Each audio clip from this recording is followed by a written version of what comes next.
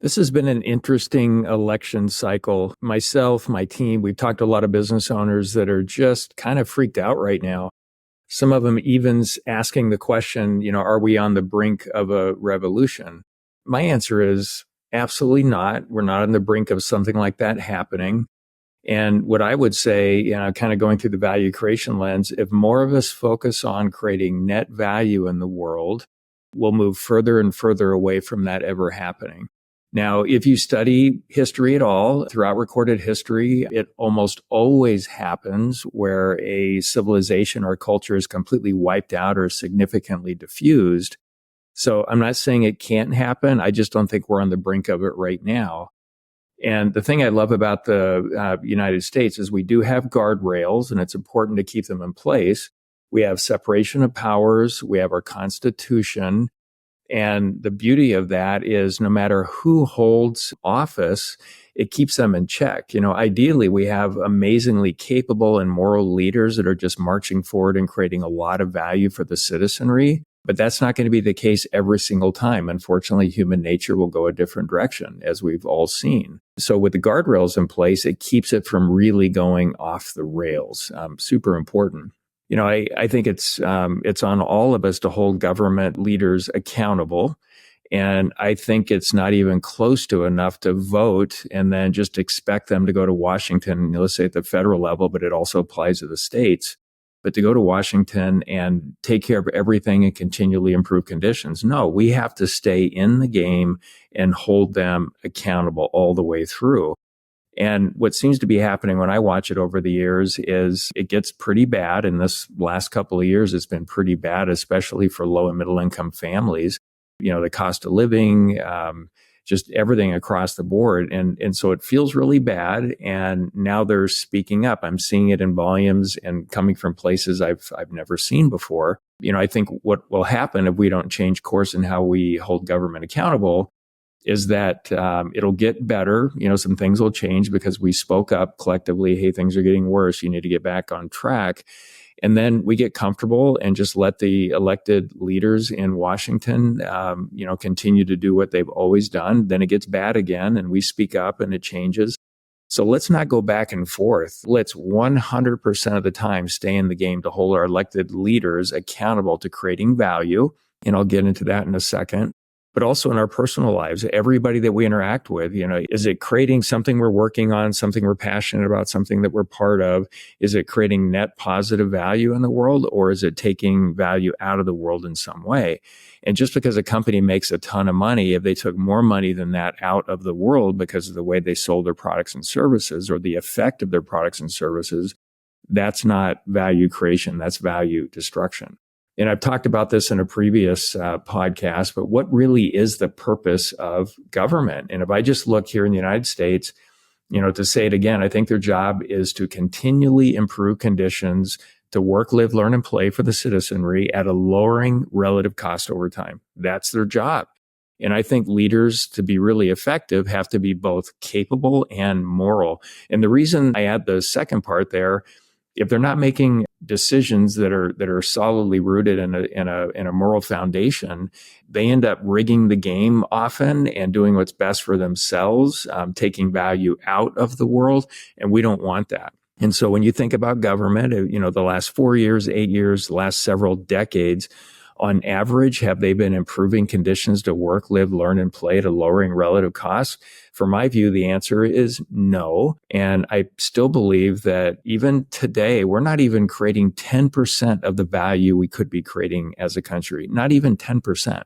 So imagine if we got to 20% or 30% or 50%, what an amazing place this would be to live. And I think the largest untapped value creation potential by far is in low and middle income families, because when I work with those families, there's so much more drive.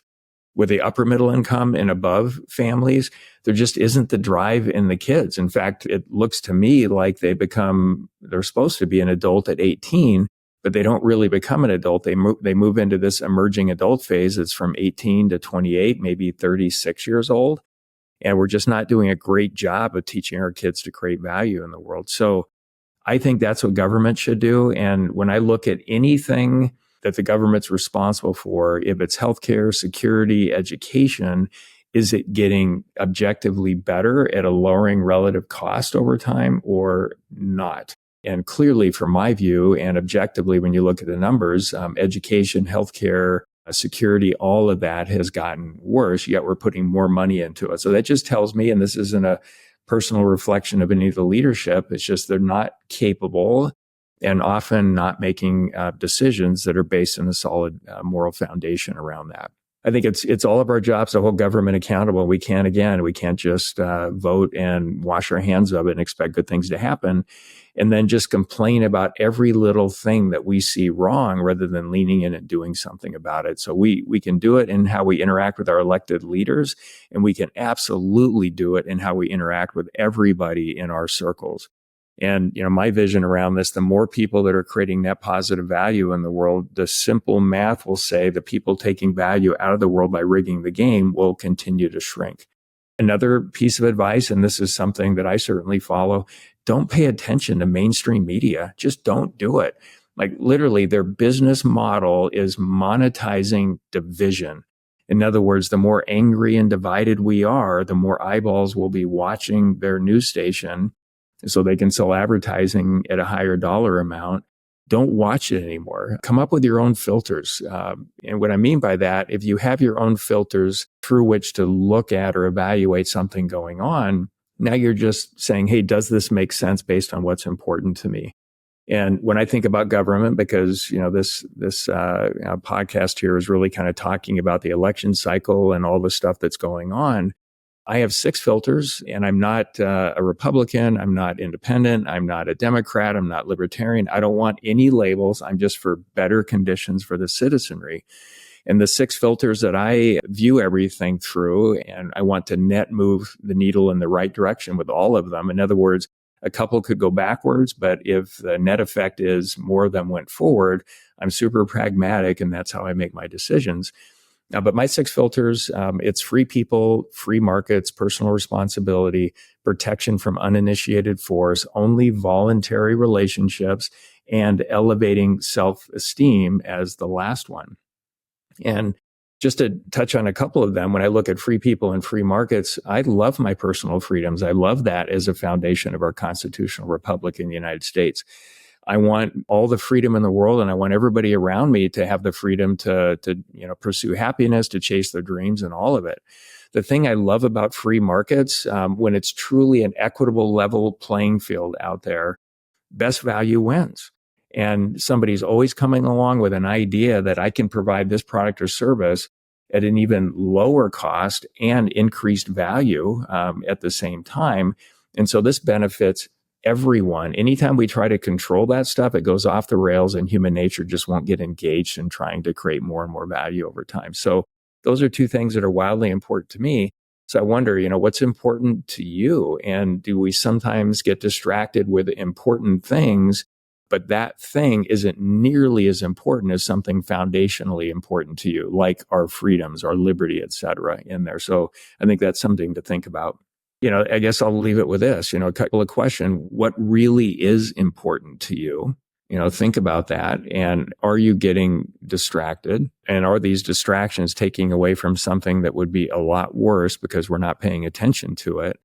And then I guess the last question is, how will you hold the government accountable now and in the future to continually creating better conditions for you and your family and communities and causes that are really important to you? And for me, no matter what happens in the election, we're not anywhere close to being on the edge of, any kind of revolution or giant issue. Doesn't mean we're not closing in on a tipping point where we'll start sliding that way. However, if we all focus on creating net positive value and holding government accountable, we'll move away from that direction and never come close to it. If we can consistently do it, not just keep waiting for or reacting when something gets bad enough, we need to push 100% of the time towards creating more and more value. So whatever happens next week on the election, I'm going to keep working. I'm going to keep creating more value, and I'm going to keep pushing back on things that take value out of the world, at least in proportion to the value that I believe that I'm objectively creating.